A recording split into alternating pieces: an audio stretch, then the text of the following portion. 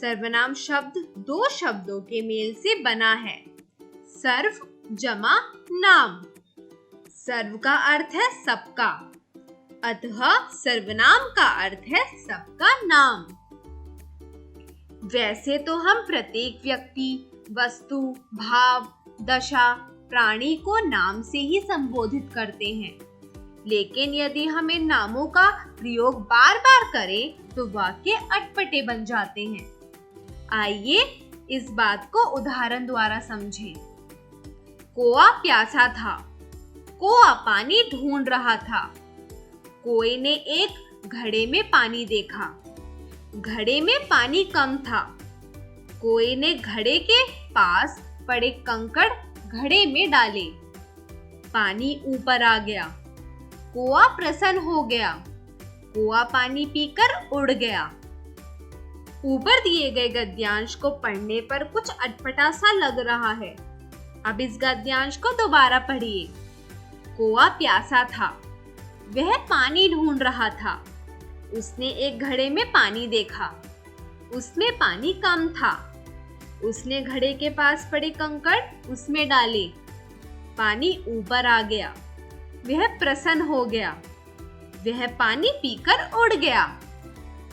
क्या इस कहानी को पढ़कर आपको इसमें आए परिवर्तन का पता चलता है? इस कहानी में कोए के लिए उसने तथा वह और घड़े के लिए उसमें शब्दों का प्रयोग किया गया है। शब्दों के इसी प्रयोग ने कहानी के सौंदर्य को बढ़ाकर उसे प्रभावशाली बना दिया है। इस प्रकार हम कह सकते हैं कि संज्ञा के स्थान पर प्रयुक्त किए जाने वाले शब्द सर्वनाम कहलाते हैं। इन्हें सर्व जमा नाम अर्थात सबका नाम इसलिए भी कहा जाता है क्योंकि सभी के लिए समान सर्वनामों का प्रयोग किया जाता है। सर्वनाम शब्द पुल्लिंग तथा स्त्रीलिंग दोनों के लिए प्रयोग किए जाते हैं। लिंग परिवर्तन होने पर भी सर्वनाम शब्दों में किसी प्रकार का कोई परिवर्तन नहीं होता। ऐसे में वाक्य में प्रयोग किए गए क्रिया शब्दों से ही सर्वनाम शब्द का लिंग निर्धारित किया जा सकता है। जैसे पुल्लिंग स्त्रीलिंग, मैं जा रहा हूँ, मैं जा रही हूँ। वह पढ़ रहा है, वह पढ़ रही है। तुम पत्र लिख रहे हो, तुम पत्र लिख रही हो। सर्वनाम शब्दों पर वचन का प्रभाव अवश्य पड़ता है। एक वचन में प्रयुक्त सर्वनाम तथा बहुवचन में प्रयुक्त सर्वनाम भिन्न भिन्न होते हैं। जैसे एक वचन, बहुवचन। मैं खाना खा रहा हूँ, हम खाना खा रहे हैं। वह पढ़ रहा है, वे पढ़ रहे हैं। सर्वनाम के भेद। सर्वनाम के कुल 6 भेद हैं। पुरुषवाचक, निश्चयवाचक, अनिश्चयवाचक, संबंधवाचक, प्रश्नवाचक, निजवाचक। पहला, पुरुषवाचक सर्वनाम। जिन सर्वनामों का प्रयोग बोलने वाले अपने लिए, जिससे बात करता है, उसके लिए तथा जिसके बारे में वह बात कर रहा है उसके लिए प्रयोग करता है, वे सर्वनाम पुरुषवाचक सर्वनाम कहलाते हैं। जैसे मैंने तुमसे कहा था कि उसे लेकर आना। मैंने बोलने वाला, तुमसे जिससे बात की जा रही है, उसे जिसके बारे में बात की जा रही है। पुरुषवाचक सर्वनाम 3 प्रकार के होते हैं। उत्तम पुरुष, मैंने, बोलने वाला अपने लिए।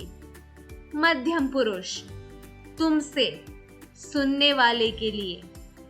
अन्य पुरुष, उसे, अन्य सभी के लिए। दूसरा, निश्चयवाचक सर्वनाम।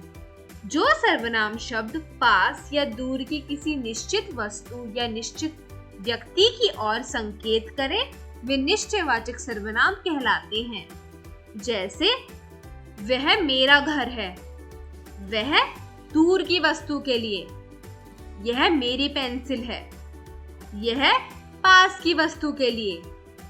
कुछ प्रमुख निश्चयवाचक सर्वनाम शब्दों के उदाहरण हैं वे, ये, यह, वह, इस, उस आदि।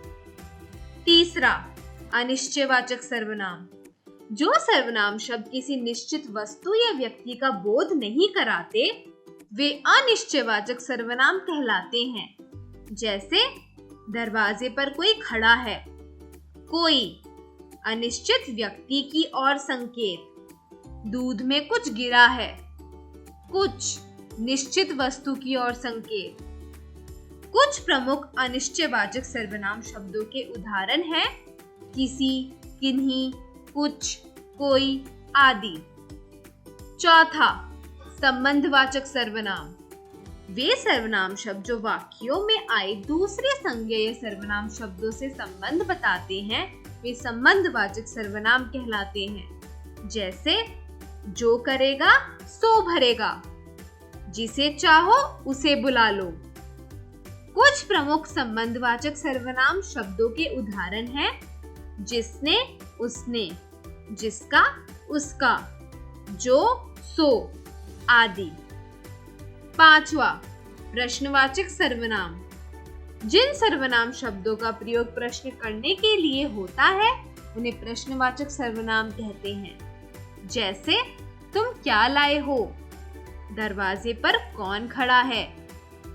कुछ प्रमुख प्रश्नवाचक सर्वनाम शब्दों के उदाहरण हैं कहाँ, कौन, किसने, किसे, क्या, कब आदि।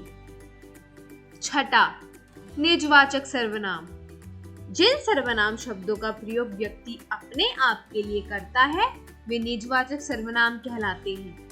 जैसे मैं खुद ही चला जाऊंगा, हमें अपना काम अपने आप करना चाहिए। कुछ प्रमुख निजवाचक सर्वनाम शब्दों के उदाहरण हैं अपने आप, स्वयं, खुद आदि। हमने सीखा।